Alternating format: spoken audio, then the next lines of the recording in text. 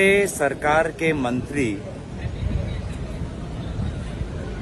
चुनाव प्रक्रिया के चर्चा को लेकर देश को गुमराह कर रही थी, सदन को गुमराह कर रही थी, उसका आज हम पर्दाफाश करना चाहते हैं।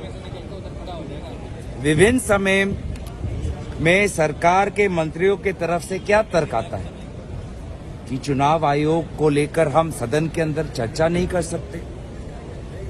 कौन से विभाग के मंत्री इस चर्चा का उत्तर देंगे, कभी होता नहीं है। ऐसे ऐसे तर्क वो दे रहे थे।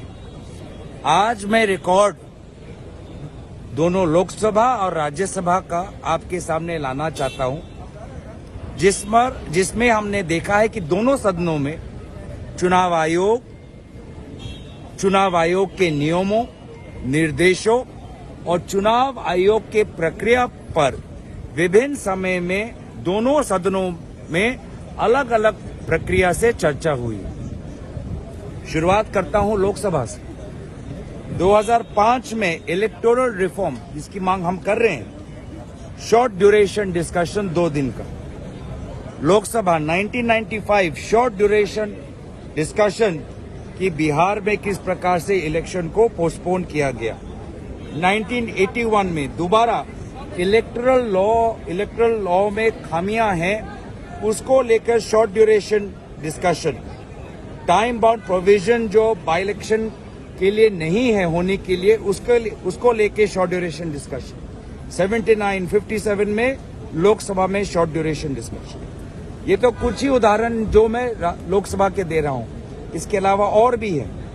राज्यसभा में 2019 में इन्हीं की सरकार में short duration discussion, electoral reform. उत्तर कौन देते हैं, जवाब कौन देते हैं? उस समय के कानून मंत्री रविशंकर प्रसाद। 2015 में कॉलिंग अटेंशन को लेकर एक चर्चा हुई, एनआरआई को प्रॉक्सी और ई पोस्टल वोटिंग को लेकर। चर्चा का उत्तर किसने दिया? लॉ मिनिस्टर सदानंद गौड़ा ने। 1991 में चर्चा, 1981 में चर्चा, 1961 में भी लॉ मिनिस्टर ने गोपाल स्वरूप पाठक उस समय के कंडक्ट ऑफ इलेक्शन रूल्स को लेकर चर्चा हुई। तो बार बार हमने देखा है कि कानून मंत्री और विभिन्न समय में, चाहे कॉलिंग अटेंशन हो, शॉर्ट ड्यूरेशन डिस्कशन हो, अलग अलग समय से अलग अलग नियमों के तहत चर्चा हुई है।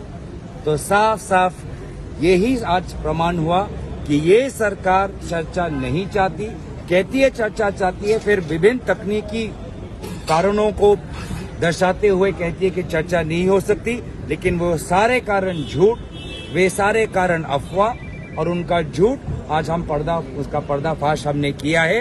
अब और झूठ के पर्दे के पीछे ना छुपे और चुनाव प्रक्रिया, चुनाव आयोग, चुनाव की जो नियमों हैं, एक पूरा व्यापक चर्चा दोनों सदनों में हो।